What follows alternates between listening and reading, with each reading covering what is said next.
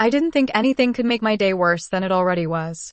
My name's Avery Langston, and I was halfway through another miserable Monday at Westbridge High.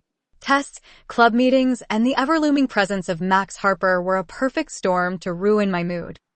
Max Harper, everyone's golden boy and my personal nemesis.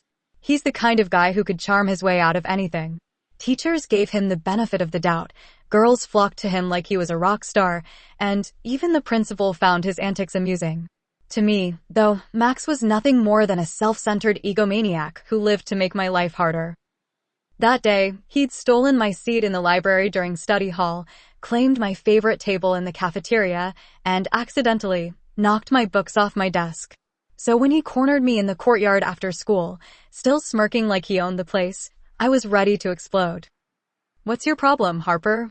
I snapped, clutching my backpack strap so tightly my knuckles turned white.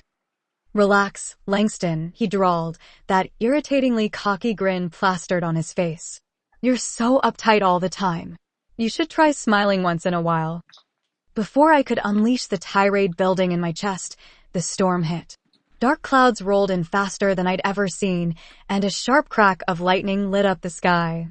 Max and I both froze, startled, but before either of us could move, another bolt struck, directly between us. The air felt electrified, like it was being sucked out of my lungs. Everything went black. When I came to, the first thing I noticed was the weight. My limbs felt heavier, broader. I sat up slowly, blinking against the bright light. That's when I saw him, staring back at me with wide, terrified eyes. "Oh no," I whispered, but the voice that came out wasn't mine. It was deep, gravelly. It was his. "What the hell is going on?" Max shouted, or rather, I shouted, because he was in my body. We both scrambled to our feet, staring at each other in shock. My heart, or rather, Max's heart, was pounding in my chest. "This has to be some kind of sick joke," I said, running my hands over his face. "It's not a joke," Max yelled, his voice panicked. "This is insane. I'm you and you're me." Chapter 2, A Day in the Life. If I thought waking up as Max was bad, living as him was even worse. The next morning, I had to navigate his life with no idea what I was doing. Max wasn't exactly a stellar student, so his teachers already had low expectations. When I tried to answer a question in math class, Mr. Bennett raised an eyebrow and said, "Harper, are you feeling okay? This is the first time you've participated all semester." The other students snickered, and I sank lower in my seat. By lunchtime, I'd learned a few things about Max. His charisma wasn't just a natural talent, it was a shield. People liked him, sure, but they didn't really know him. His so-called friends talked to him about parties and pranks, but no one asked how he was doing. No one noticed when he skipped lunch entirely. Meanwhile, Max, living my life, was struggling just as much. He cornered me after school, looking frazzled. "How do you do this?" he asked, gesturing wildly. "Your teachers actually expect you to know stuff. And your friends keep asking me about things I've never heard of, like the student council fundraiser or some knitting project." I rolled my eyes. "Maybe because I have actual responsibilities, unlike you." His jaw tightened, and for a moment, I thought he'd fire back with one of his usual sarcastic remarks. But instead, he sighed. "This sucks." For once, I agreed with him. Chapter 3, Cracks in the Armor. By the third day, I was starting to notice cracks in Max's perfect image. His house was enormous, a sprawling modern mansion on the edge of town, but it was eerily silent. His parents were never home, leaving him alone most nights. The fridge was stocked with takeout containers and expired milk. It was a stark contrast to my own life. My parents were overbearing, sure, but they were always there. Dinner at my house was loud and chaotic, filled with arguments over whose turn it was to do the dishes or who got to choose the movie. Max's house, on the other hand, felt hollow.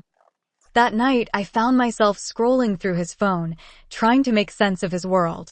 His text messages were mostly superficial, friends asking for party details, girls sending flirty emojis. There were no deep conversations, no real connections. It hit me harder than I expected. Meanwhile, Max was learning more about me, too. "You volunteer at the animal shelter?" he asked the next morning, his tone softer than usual. "And you knit? Seriously?" I shrugged, trying to act nonchalant. Yeah, what about it? He didn't respond right away. Instead, he studied me, his own reflection, with an expression I couldn't quite read. You're different than I thought, he said finally. It was the first time I'd ever heard Max Harper sound sincere. Chapter 4. Revelations.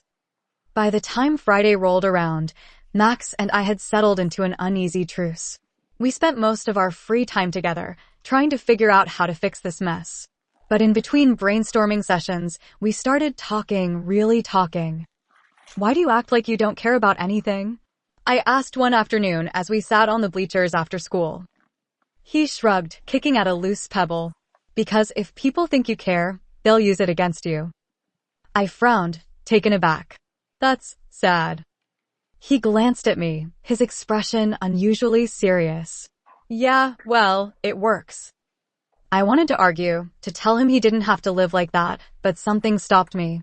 For the first time, I saw the real Max Harper, not the arrogant prankster everyone else saw, but a boy who was just as lost and lonely as I sometimes felt. Why do you hate me so much? He asked suddenly. I don't hate you, I said, though the words felt foreign on my tongue. I just didn't understand you. He hesitated, then said something I never expected. I don't hate you either. I never did. Chapter 5. A New Beginning. On Saturday, we returned to the courtyard where it all began. It was a long shot, but we were desperate to reverse whatever had happened. The sky was clear, the air still, but as we stood there, something shifted. A sudden gust of wind swept through the courtyard, and before I could react, a blinding light enveloped us. When I opened my eyes, I was staring at Max, the real Max. I touched my face, relief flooding through me as I realized I was back in my own body. It worked, I breathed. Max grinned, his lopsided smile more genuine than I'd ever seen it. Thank God. But as we stood there, the awkwardness set in. The past week had changed everything, and we both knew it. So, Max said, shoving his hands in his pockets, if I asked you to grab coffee sometime, would you say yes? I raised an eyebrow. Coffee? Is that your idea of an apology? He laughed, the sound warm and familiar. Maybe, but it's also my way of saying I like you. For once, I didn't have a snarky comeback. Instead, I smiled.